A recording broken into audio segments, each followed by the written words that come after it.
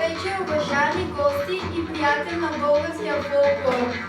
Днес, 22 юни 2026 година, честваме Денят на българския фолклор. Събрали сме се с огромно желание да чуем възпитаниците на Елица и Павлинка Тодорови от Школа по народно пеене Фолклорна магия, град Варна. Павлинка Тодорова има над 35 годишна преподавателска дейност. Била е солистка в ансамбъл Варна. Издирва и съхранява като съкровищница български фолклорни песни от цяла България. Нейните ученици са лауреати на високи творчески отличия. Множество награди и злати медали в България и чужбина бележат творческия и път. Тя е истинска енциклопедия на фолклора ни. Преподава над 20 години като учител в Национално училище по изкуствата Добри Христов, град Варна, със специалност народно пеене. Тя развива с много любов богатата си творческа дейност и възпитава децата истинската отдаденост към фолклора и традициите ни. Подготвя ученици по народно пеене, които успешно се приемат във всички национални училища по изкуствата и музикалните академии в България. Елица Тодорова е двукратна финалистка в престижния конкурс за музикално и певческо изкуство Евровизия. Заедно с Стоян Янкулов, песента е вода и богатата си концертна дейност е обиколила над 42 държави на най-високо ниво пред света. Има 30 ученика по народно пеене и тарамбука от Варна и Шумен, като сред отличията й са и над 20 награди за високи творчески постижения. Изобретател е на уникални сетове от барабани, патентовани на нейно име.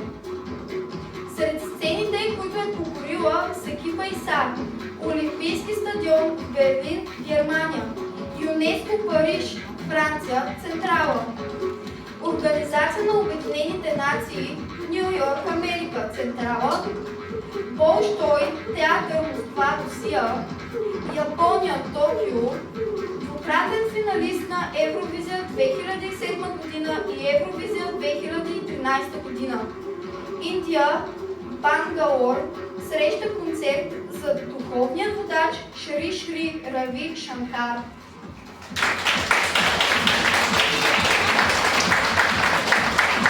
За нас е чест, че днес, на 22 юни, Денят на българския фолклор, сме се събрали да отпразнуваме този великолепен български духовен празник. И днес ще имате възможност да чуете едни от най-добрите ученици от нашата школа, които обират навсякъде първите медали, златните медали и ни карат да се гордеем, когато на първо място стои българин. На стълбичка с номер 1 виждаме българското име, чуваме българския глас, българския ритъм, защото аз обучавам децата с майка ми Павлинка Тодорова както на народно пеене, така и на тарамбуки. И ще чуете едни от шедьоврите на българския фолклор тази вечер. Първа в програмата е Доротея Пенева, която ще ни поздрави с песента "Лалели си, зюмбюли си, гюли си и над не да хвърчат дор-два гълъба". Успех!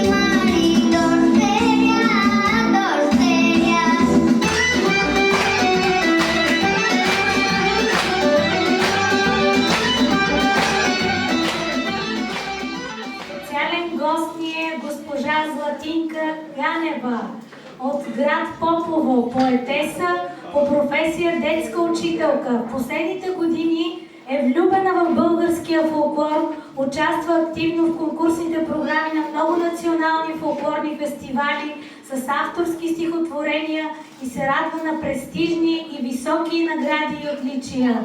Пише стихове за деца, възрастни и текстове за песни. Има 3 самостоятелни стихосбирки, смята се за щастлив човек, особено днес, когато ще ни поздрави за Деня на българския фолклор със своята най-нова поетична творба. Заповядай, Златинка.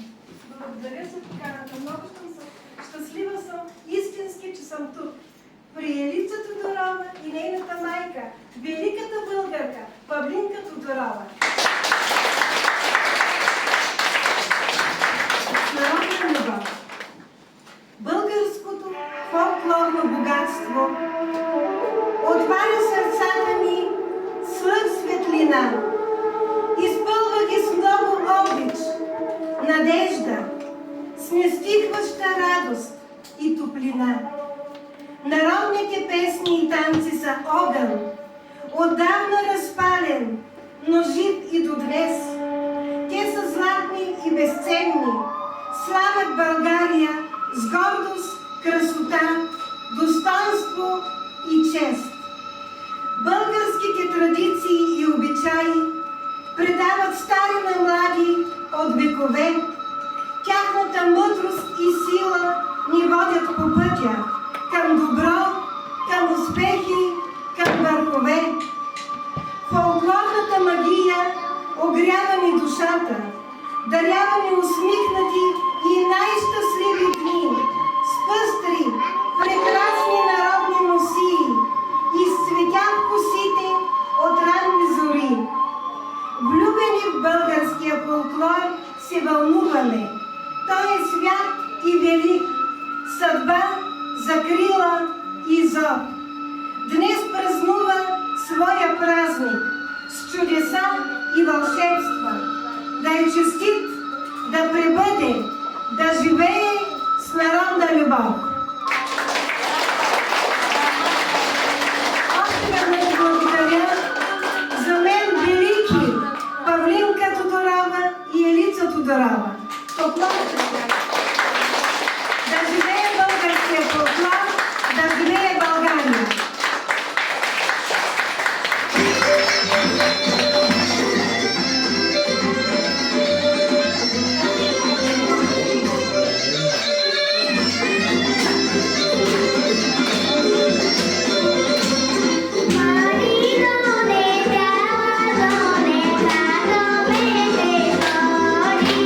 Lena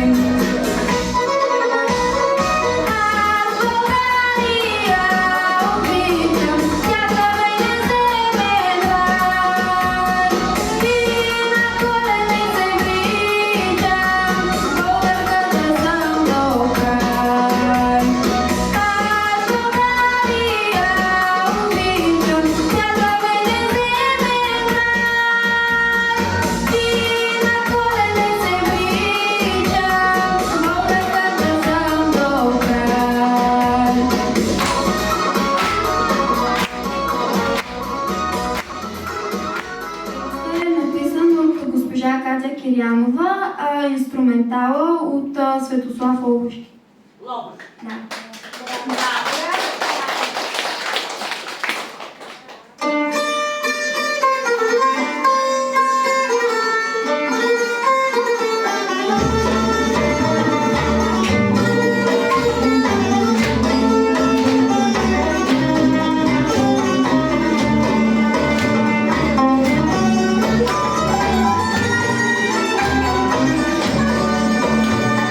Caterino, nome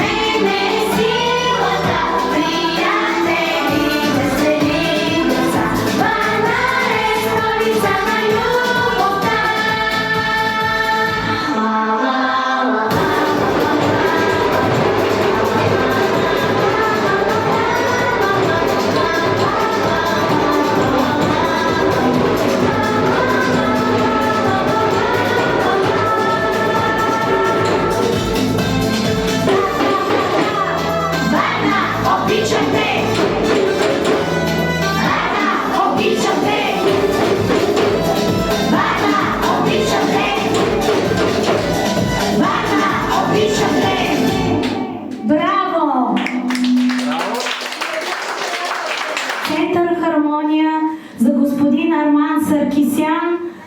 Той с много радост и вдъхновение прие нашата школа да обучаваме тук децата на Варна, талантливите деца, които ще прославят България не само на българските сцени, а и на всички сцени по света. Тази вдъхновяваща атмосфера, обгърната от светлина, цвят, красота, дължим на талантливата Ева Росенова, която също е тук с нас. Аплодирайте я, дамата с оранжевото сако.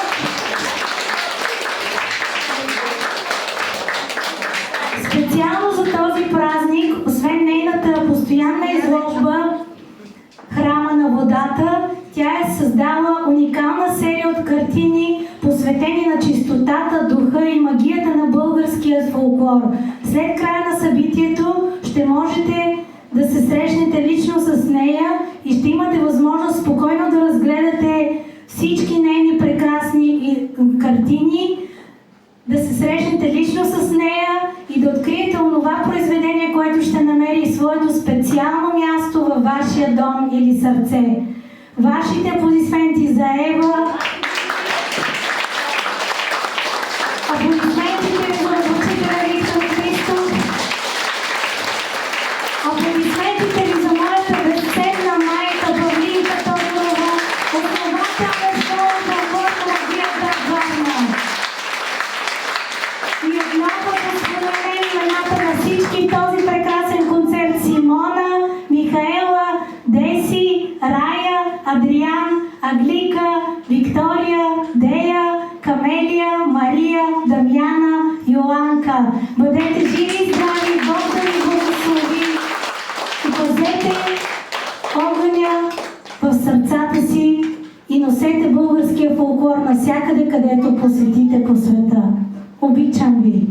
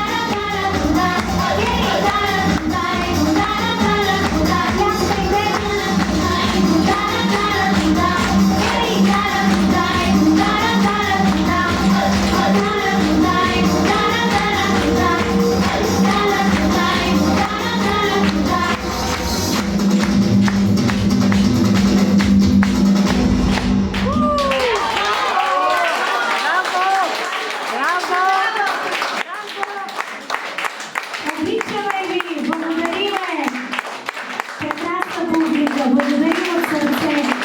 Да ви върви с ритъм и любов в живота.